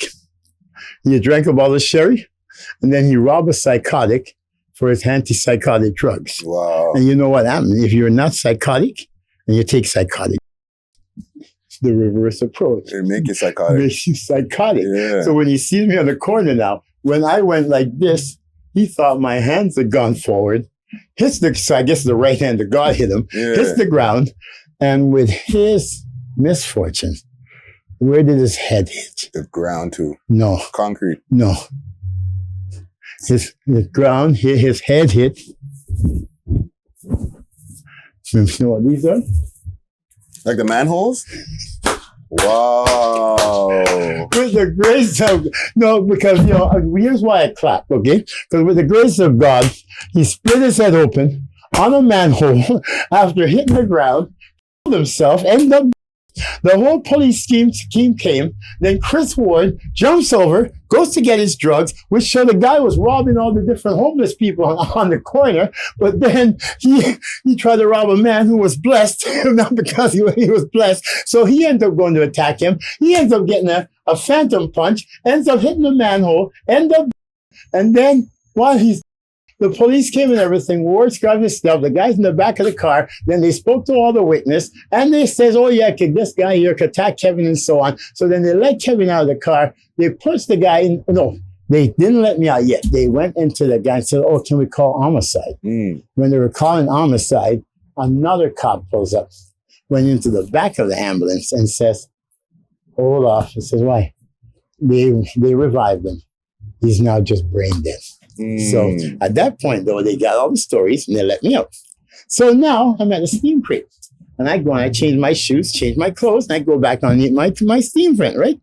Next, then you got there was blood on my clothes, right? Right. Next thing you know, about an hour and a half later, who pulls up with my steam crate? A police car. Oh, Kevin, the sergeant just want to know if you can come in and talk to us. He just wants to clear up some points, just make sure we have everything in. So, sure, no problem. So, driving in the back of the car to 52 Division. So, I'm pretty sure we'll never forget the guy's name, Swanko. So, I'm at the front of the station now. He goes to the back. Next thing you know, he comes back and says, Kevin. Oh, man. He says, what's up, brother? He says, it's one of the toughest things I have to do, man. I said, why? He says, they want me to arrest you. I says, why? Yeah. For aggravated assault. Yeah. So I said, what? He says, yeah. He says, can you just put out your hands? So I'm standing up at the station. I go there now to explain some part. So can you just put out your hands? And I put it down. So now they handcuff me. Put me to the back of the station and put me in a cell and everything. And then I fell asleep. And about 4 or 5 hours must have passed. I hear big commotions around my cell.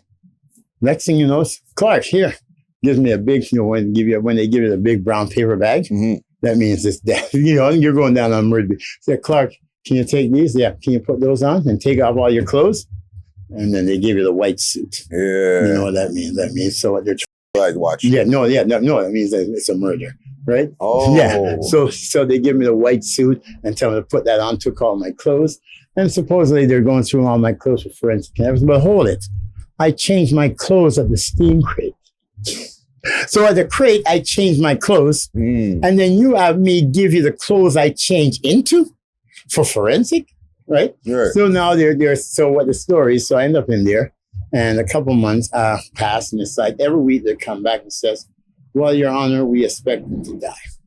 Yeah, so we might be upgrading the charges to a higher charge to manslaughter or murder. And then another week he'll come back and says, well, Your Honor, we expect him to die. Then the next week again, yeah, well, Your Honor, he's brain dead. So then one thing, then, whoa. Is he dead? Is he brain dead or what? So the judge says, I'll tell you what we're going to do. Okay? We're going to put it over till this date.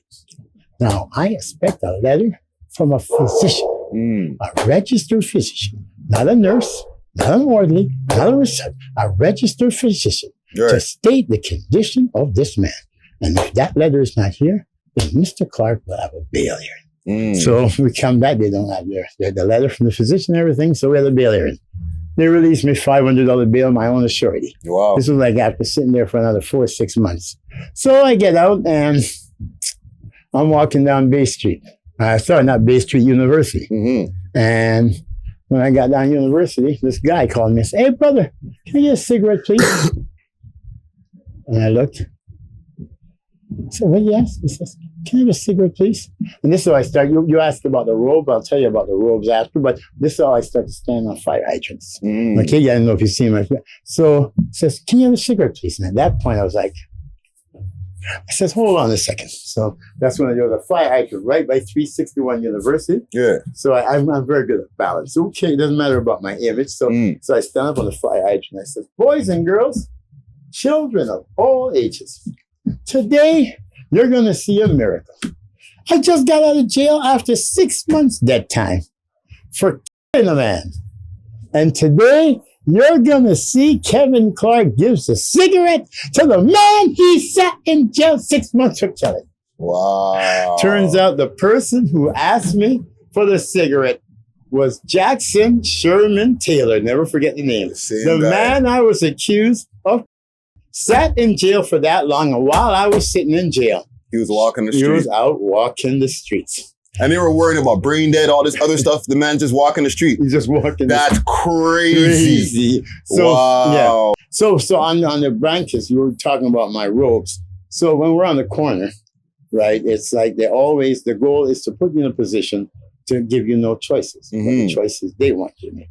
So, I used to always have the sheets, the blankets, and everything, right? But then they used to take that. Oh, you want some water or something? Yeah, water. Yeah. Thanks. Pick my water. Pick. I don't know what is here. Is this the liver or the kidney? It might be I don't know, man. You're not a doctor? I'm not a doctor. You gotta hydrate yourself, man.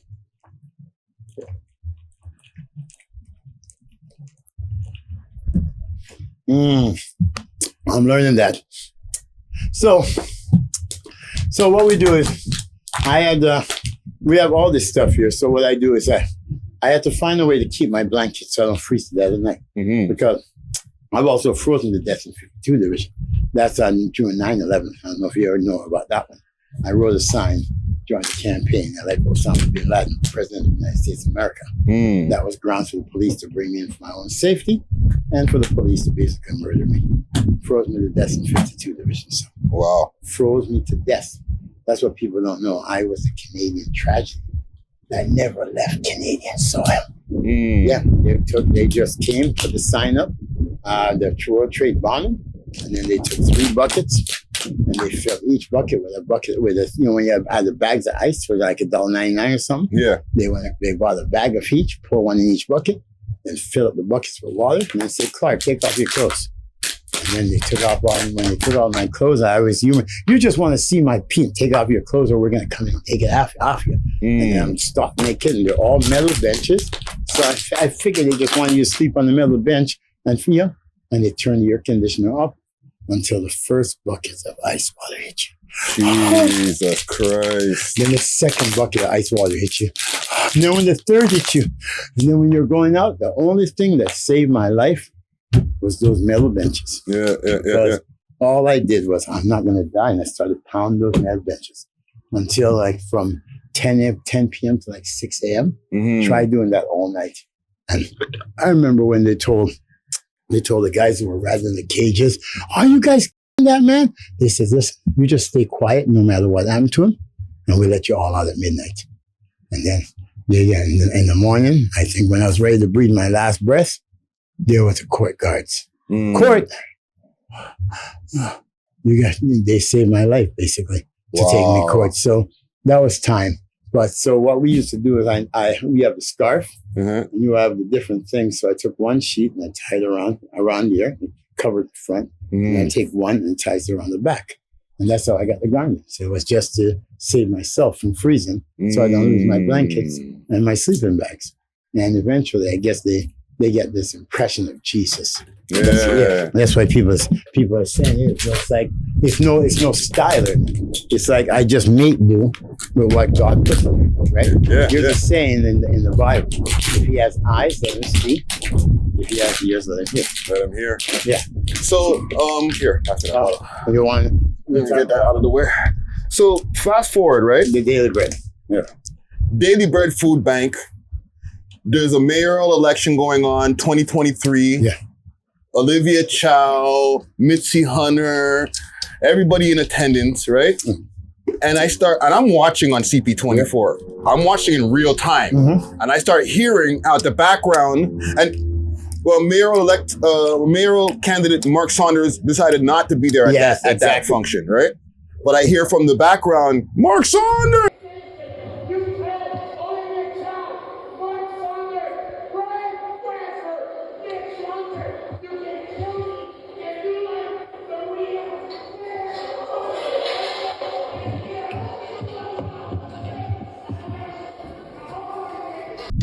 And I hear different things that are inaudible to me. Okay. And then in camera view pops Kevin Clarke. I'm a 7-time mayoral candidate that placed in the top 10 in the last 2 elections. Right. In one of them, I placed 9th without spending $0, 0 invitation to debates, and 0 media. My campaign manager, Mayoral Greco, who was a stabbing victim on the TTC, hasn't been able to ride a TTC until he heard of Kevin Clarke campaign for mayor. He got on a TTC from Vaughan, and you'll find it on YouTube, First Meetup. Okay, first meetup, Mayoral Greco, to travel all the way down to the same spot here, right? This was how this guy was inspired. And Mario has been there for 7 or 8 Jack Layton Homeless Memorial Summit, which we put together. Because my best friend, one of them was Samuel Colas. He's the 95th richest man in Canada. And he's the largest property manager in Canada, and Canada's friendliest landlord. My other great friend is, well, there's Sam, but I met Sam at the Metropolitan United Church because of a summit that Jack Layton put on. So I put together a summit to honor me meeting Sam through the Jack Layton function. And if you go through and watch all 7 of them, they're all where we deal with hunger and homelessness.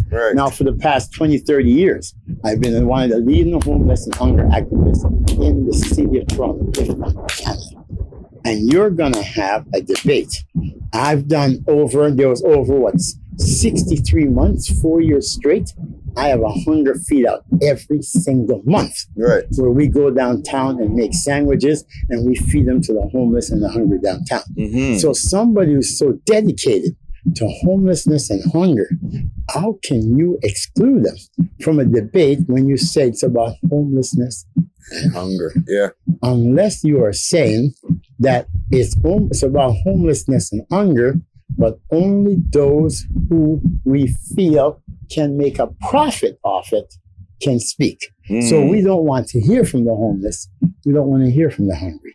We only want to hear from people who want to speak on their behalf. Because if we don't hear from the homeless and the hungry, then we don't know what their needs are. But if we hear from those who want to plan, then we can keep planning to keep them homeless and hungry. Now, we have all that on Mario can send you all the details of all the communications with them. And again, Mario would go into them. The man is the leading hunger activist in the city of Toronto. The man is the leading homeless activist in Toronto. How can you say that this is a debate about homelessness and hunger and you exclude the leading voices? So he went, and then they came up with something that they're using some federal leaders bylaw, leaders debate format. But hold it, there's no politics, no provincial party in municipal politics. So right there alone, you have just created terms for this election to be overturned if any one of these 6 are elected, because you use the federal standards that is put there for political parties to exclude municipal individual candidates. And municipal elections are about individual candidates. So we've spoken, and Mary had gotten 2 tickets, and it says, well, you can come in, you can put up a sign, and put up a sign, Kevin Clarke in there. So when we got there, the debate is scheduled from 6:30 till 8:30. I got there at 8:45. So what you're saying is that we are so set on fixing this election to prevent you from being mayor that if you show up, we're going to beat you, attack you, and assault you, even if it's after the debate. And that's what gives us one of the challenges we have, because there's no way any judge in this city, this province, or this country will upheld any election where Olivia Chow, Mark Saunders, Brad Bradford, Mitzi Hunter, Anna Baloy, Josh Manley. Those 6. So windy day today. I guess God wants to give you a good message. Remember, as long as this man is alive, those 6 can never, ever be mayor of Toronto in June 26, 2023. Because I'll tell you why. Canadian Charter of Rights gives us the right to all be deemed equal under the law. And in a municipal election, no media has the right to interfere in the process of the democratic election of the mayor of the city of Toronto. And definitely there has been Canadian foreign interference, because foreign means something that does not belong. So say, for example, Olivia Chow, Mark Saunders, Brad Bradford come to this gazebo now and take Dr. Truth here and said they're going to throw his camera away and throw away his microphone. Can they do that? Can they do that? Well, listen, man. Other things, stranger things have happened. I say no. Yeah. Well, the Canadian Charter of Rights don't give them that right. Right. Just like the media does not have the right to determine who they're going to tell people to vote for. And that is what's happening. The media is saying, we control the narrative, and we are telling you that only 5% of these people are fit and qualified. And you are going to vote for one of these 5%. But on June 26th, I believe the people of Toronto will see through the media fix, and the people of Toronto will make a choice. And we will honor any choice. Even if it's not Mr. Kevin Clarke, the man who has earned it, we will honor anyone except for those 6. None of those 6 can be a legal democratic mayor unless your mayor is determined by the Toronto media, because that is how the standards of this election has been set. It was election fixing, because there's no doubt I am a 7-time mayoral candidate. Olivia Chow is a 2-time mayoral candidate. Right. I placed in the top 10 in the last 2 elections. Bradford, Beloy, Hunter, Saunders, Chow, none of them placed even in the last 2 elections. So I placed in the top 10 in the last 2 elections. They were not present in the last 2 elections. How can you say that they were a legitimate front runner above this man who was in the last 2 elections? They have been in 0.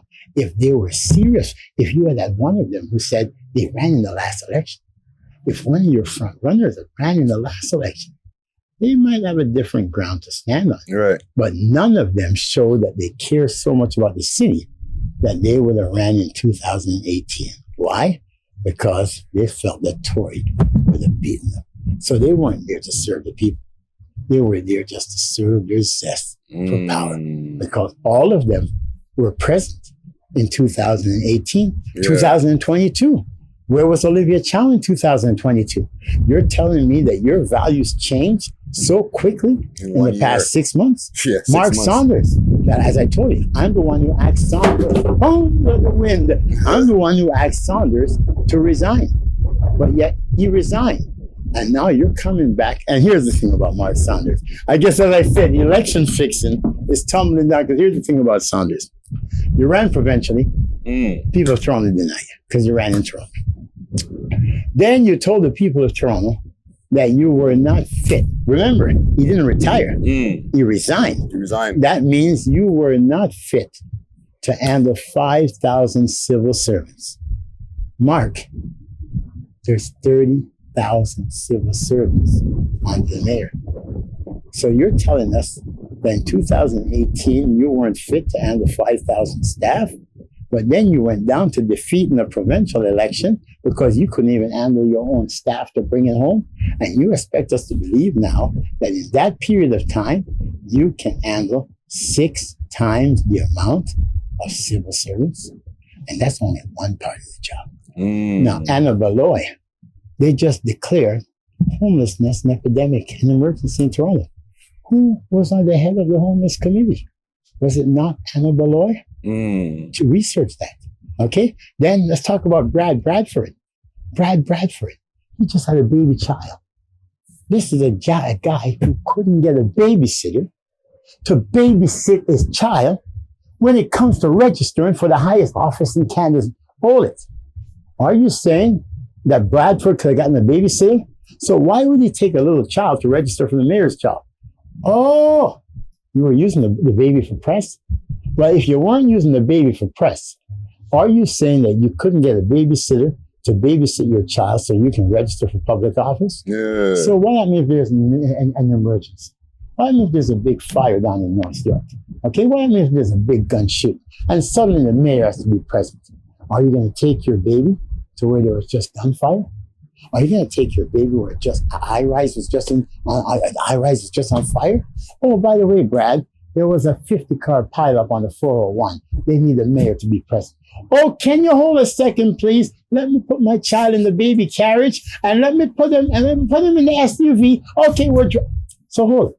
You're going to take your baby to where there's a 50-car pileup, citizens, police, fire, EMS. They all need to communicate with the mayor. Oh, can you guys hold a second, please? Why, Brad? Because I got to change the baby's diaper. So you want us to hold off on the emergency? Yeah, but they're talking about the bus route that's going right by here, and all these people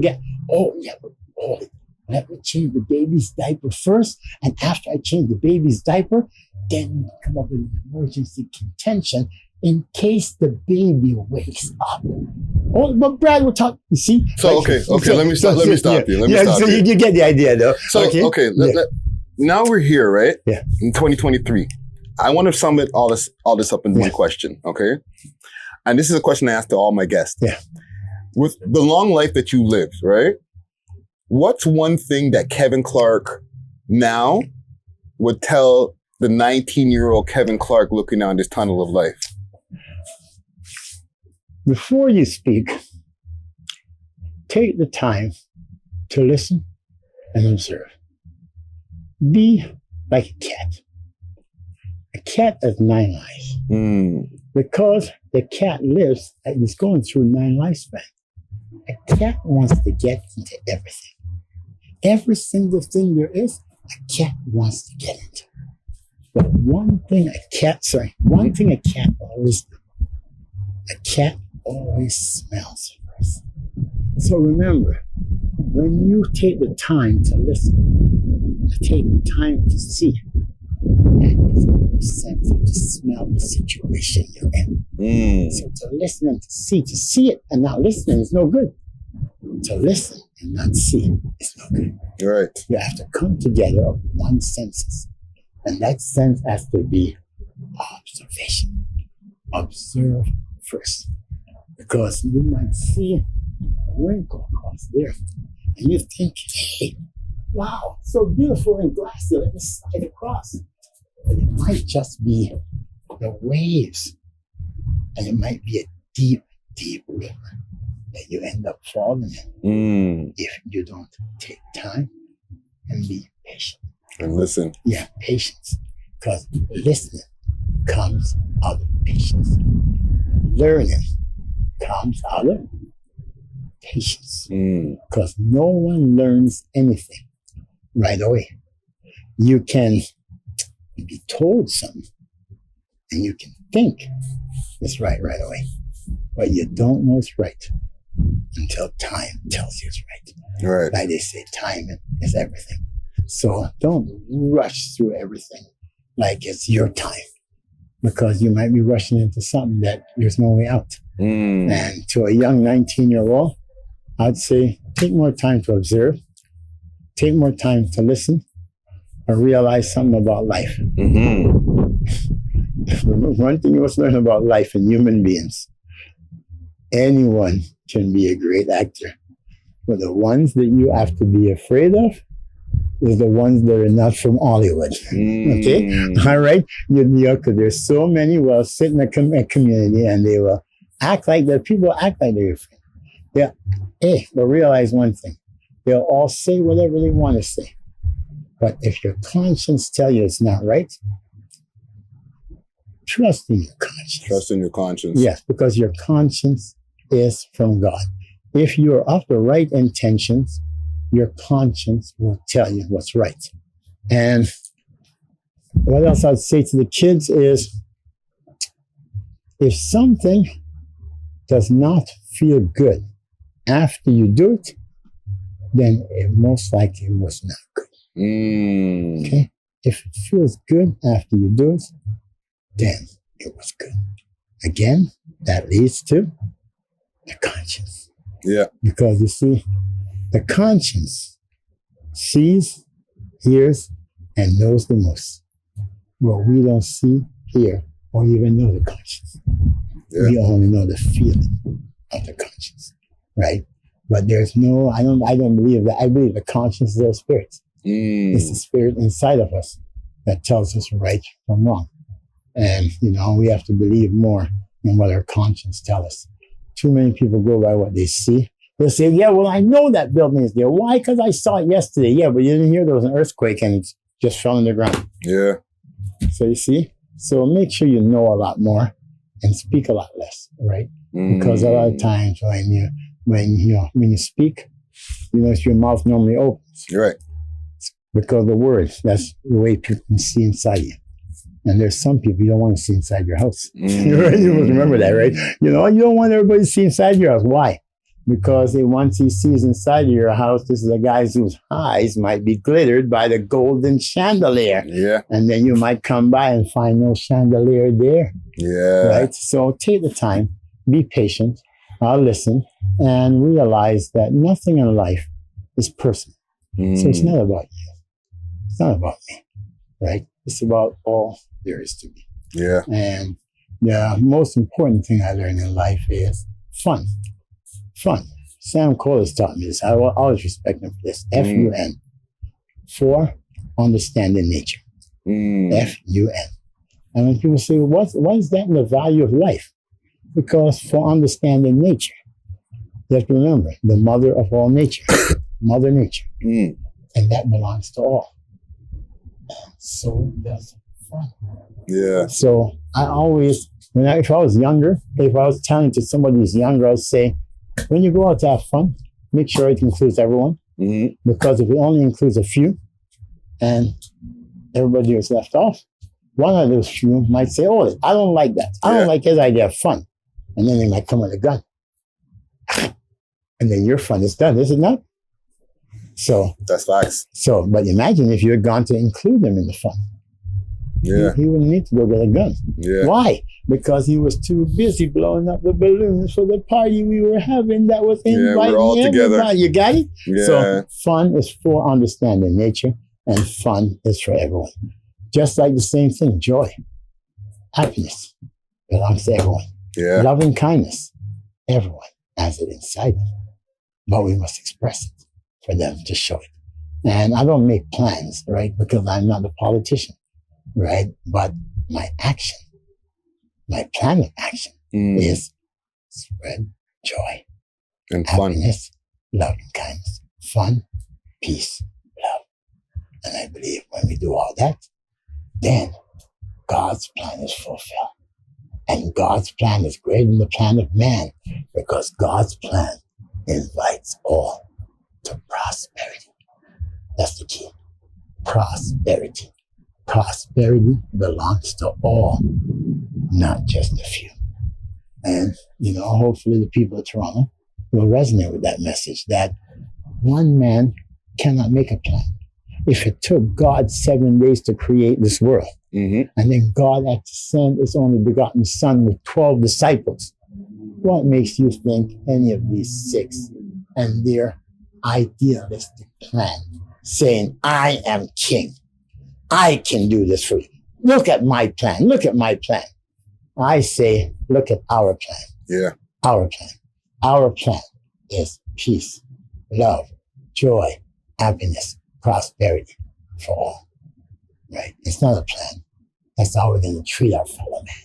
Yeah. And when we treat, I've got a vision, and I believe that it's possible through Toronto. In my one interview, when Rob Ford was brought in, I know, as you may not know, Rob Ford was brought in as a successor to me. So he was brought in, as a substitute. Doug Ford ran me down in 2016. I'm in Etobicoke. And I'd gone on this big thing about, facing off against Michael Ford. And they labeled me the Black Rob Ford out in Etobicoke and all this. Right. And I told them, come into Etobicoke. And one debate I showed up, and I will always respect the Ford family. Always respect them, Doug, Michael, and Rob. And I respect Rob so much because Rob had the love and the respect to divorce to his brother. So I'm in Etobicoke, and I put this. And one of the things that really hurt me the most, I was hard on Rob. I had to admit, this man was brought in as a substitute for me because I was polled by Edward Keenan to be the 5th choice for mayor. If you watch the video, Kevin Clarke, the man who will be mayor, I was 4th behind Tory. I was 5th. Tory was 4th. So when this happened, I was there, and I go to Etobicoke, and in the TV station, who was the first one to step up? As soon as I walked through the door, little Michael Ford with Rob Ford there, just, oh, Mr. Clarke, I'm so happy you could make it. And at that point, I look at him and I said, Michael, you ain't happy I'm here because you got a heartbroken coming. But he was respectful. Right. So after the debate, this was in 2016. So after the debate, I was poking the eyes when I was a child. I left. So I'm half blind. So I'm coming through the church lot, and I hear, Kevin. And I'm just, Kevin. I'm going towards the bus. And I got there within like 15 minutes after the debate. And I look and says, as soon as they got, Doug? What do you want, Doug, for? So he comes up and says, Kevin, I had to meet you. So why you have to meet me, Doug? Because I wanted to tell you something. And my brother would want you to know this. And I'm saying, so what's that, Doug? Says, my brother had no more respect for anyone in the city than you, Kevin Clarke. So I says, yeah, but I was your brother's worst nightmare. I was your brother's worst nemesis. He says, that's why Rob respected you. You made him the mayor he was. And I was there. I says, listen, Doug, says Kevin, here. Did Rob tell you why you respected him? He says, no, it doesn't matter. I just wanted to let you know he respected you. And he says, took out his business card. I wish I gave us, here's my private number. Right. Anything you need, call me. Wow. What do people don't understand why Rob Ford respected me? In 2000 and just before the election, 2009, a world-renowned journalist who has lost his mind now, Edward Keenan, I don't know if you ever heard of him, from the Toronto Star, the Keenan Wire. He did an article. He was demoted to iWeekly magazine. He was pissed off as a boss. So he did an article and he thought, let me give them some truth they won't like. Top 5 choice to be mayor. Number 1, David Miller, 2-1. Number 2, George Smitherman, former health minister, 5-1. Number 3, Karen Stint, former TTC chair. Number 4, John Tory, 25-1. Number 5, Kevin Clarke. A million to 1 odds though. Okay, so I hit Rob on that, and one day me and Rob were at Scarborough Civic Center, and I remember like it was yesterday. And there was another debate where they invite the 5 mayoral candidates. The major ones they said, but they also invited a couple fringe, and one of them was me, so-called fringe. So I'm there, and I told Rob I was going to Amber. Everybody was waiting. This is it. Oh my God. For years we've waited for it. Rob Ford and Kevin Clarke is going to clash in the same forum. Never there ever been a debate where both of them have been in the same place. And I'm sitting over here and I can see all the whole doorway. They couldn't fit enough security in there. It was like the Barbary one or the other doorway. No, because all they're not coming. And then when they switch over there, all the doorways packed. So at that point, it says, now, ladies and gentlemen, we have asked all these major candidates, Sarah Thompson, Joe Pantalone, so on, to speak. But we're going to ask them to have a little respect today. And we're going to ask that they do stay to listen to the other 2 so-and-so candidates. So Joe Pantalone, Georgia Ramaladi, Sarah Thompson, everybody left. And then when you look right across, I'm over here, and never forget this day. Right across there where they all exit.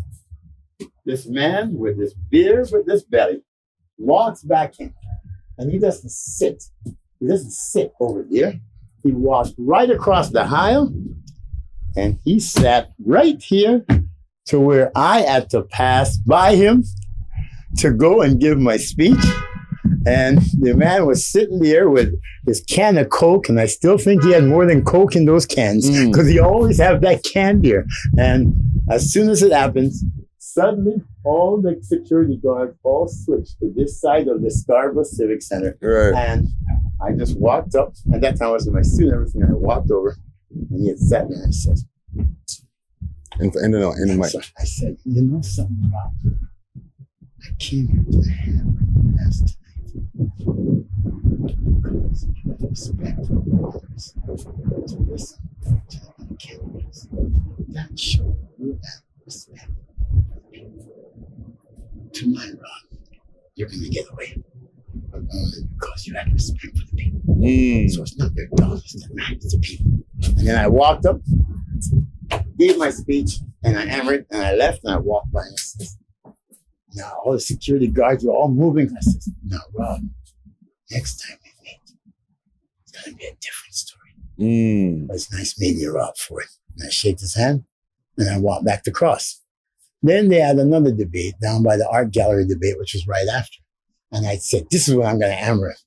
But Ford used those, the private property laws. Yeah. As soon as Kevin Clarke comes, just make sure we have an exit parking garage to where we can just dish on them so then security can deal with them, right? So we're there. And then one day I'm sitting down there and I got a phone call. I used to call Robin, to address issue. And on the day of the election, the next morning, I think at 11:30 or so, they declared that Robert Bruce Ford has been declared the new mayor of Toronto. And approximately 10 hours later, I'm at 555 Sherwood in a bachelor apartment. I finally got off the street. I had a cell phone, and I picked up the phone that morning. And I said, good morning, Kevin. Oh, good morning, Kevin. How are you? I'm fine. Hey, it's Rob Ford, Kevin. How are you? I said, Rob, what are you doing calling me? He says, oh, I'm just returning the call that you made in the summertime. I says, Rob, you're not returning the call I made in the summertime. At that point, Rob, you are a city councilor. You are calling me today because you know that you are the head of Canada's largest city now. Yeah. Because you were brought in as a substitute for me. Someone who the people could relate to with the values of Kevin Clarke. You know it, Rob, and I know it. And if you say you don't know it, then Rob, what the hell are you doing calling a former homeless man less than 10 hours after you were elected to Canada's largest office? And I said, oh, Kevin, I just hope you have a good day, Rob. I just thank you anyways for acknowledging me. And I think we placed 9th or 10th, 11th in that election. And as we gone by, I end up down at 1521 Queen Street, around Queen and Lansdowne area. And I end up with a hotel room there, and it cost me like $1,000 plus. And a man had some problems. And he turned around and he says, yeah. I said, well, hey, I can call Rob for you. And he said, yo, you know Rob Ford? I said, of course I know Rob Ford. Yeah. And he was joking, yeah, BS. He said, I know Rob from decades, so on. You just tell him so-and-so. And I made a call, and I got a phone call back, and it was Rob. And I said, yeah, Rob, how are you? Yeah. There's a guy here. He's down at 1599 Queen Street. And he says, do you know so-and-so? He said, oh, yeah. And I said, it's Rob. Rob, you sound a little drunk. He said, well, I Rob. What did I tell you last time? Yeah. Never call me on city or people business when you're intoxicated. Okay, no, Rob, there's no excuse about it. Right. It doesn't matter whatever it is, okay? You are serving the people. Don't do it. And that was there when I talked to Rob. And Rob eventually realized after years that he was used by the media because of the Keenan article. Even though he put me at 1,000,000 to 1, he did not put anybody else above me as fifth. So that puts me ahead of Ford, Pantalone, Thompson, Mamaletti, and all of them. And, you know, Rob realized that. And I am ready. You see some of the videos, man. I threatened to have the army remove him as mayor. But people didn't understand. I was hard on Rob because I respected Rob. And if you were going to be a substitute for me, if someone was going to be a substitute for you, what would you want him to do? Fail or succeed? I want him to succeed. You want him to succeed, but you want him to succeed to the best of your ability. And until this day, people say, I'm the next Jack Layton. I'm the next Rob Ford. No, I'm the best of Jack Layton and the best of Rob Ford. Put those together and you'll get Mr. Kevin Clarke. There you have it. I really appreciate you having this conversation with me here. Yes. We're about almost at the 2-hour mark, and we've gotten a full history. We've gotten what's going on here and now. Yes. And I feel that this is an important conversation for the people to be able to get inside the mind of Kevin Clarke. And I appreciate you for having this with me. Yes. You know, I'm not here to wear a nice suit and to give you an image, right? I'm not about image. I'm about issues, right? I'm here to address issues. I would like Caitlin Principle to be put in law in every single household in the city of Toronto, eventually every single household in Ontario, and eventually every single household in Canada. Yes. And eventually our overall focus is to make Toronto good again. And I believe the best way to make Toronto good is to make it a city fit for children to grow, to play, and to prosper. A city of fun, not a city of guns, of hope, not dole. A city of prosperity where we invest in humanity. And that includes all creatures, great and small, the birds, the bees, the trees. And that's the key to prosperity. And I firmly value the honesty. Wherever a child, I bet you'll see a child pass by here in the city, right? I for some reason, I see them everywhere. I guess because Ollie Jones, Farrah Khan, see right there? Yeah. Just went behind the car. Because Ollie Jones, Farrah Khan, Cecilia Zhang, Caitlin Sampson, the young Dudley boys, these children, and Kaylee Callahan Balandri, they weren't seen. That's why one was ran over by a garbage truck. The other was abused. The other was sliced up by her parents. The other was snatched off the street. I think it's time we see the children. See the children. Yes, and realize that a child is a person. So a child should have the right, and does have the right, to be treated as equal as their adult parents. And that's what I look. I look for equal rights for children, where children are valued as a person. Not, oh, it's my child. Don't talk to my child. Yeah. Strangers should talk to children. Because if children don't talk to strangers, how will you know when they're being abused or being molested? Huh? If they can only talk to those who you want them to talk to, right? And nobody else is going to know. And I like children to be heard. And that's basically why we're here. Caitlin Principle. Let's give a voice to children. When the children have a voice, then we can all say, hey, let's bring some happiness to this world. Yeah. But when you silence the children, what do we have? A bunch of robots? Yeah, we're not all the same. We all think different. Yeah. We all have different body functions. We all have different movements. And a child must be valued and a child must be respected. And I believe that's my purpose in life. There we have it. To defend children's rights, brother. That's it. So say no to election fixing. Say no to election fixing. Kevin Clarke in the building. Or not in the building, in the gazebo out here. Make righteousness, keep equal values in neutral. I could say Christ, Lord, all righteous King eternal, but I will say children, love, all rights keep equally. And we are here to make all you, me included, observe righteousness. And children's rights is right for all. Thank you, sir. Peace and love. And we are off of this. Another one in the vault. Salute to the sponsors. I'll plug in the sponsor clips in the middle of the video here, but thank you to Kevin Clarke for this once again. Thank God. Thank you, God. We are off of this. Peace and love. Deuces. We love hip hop.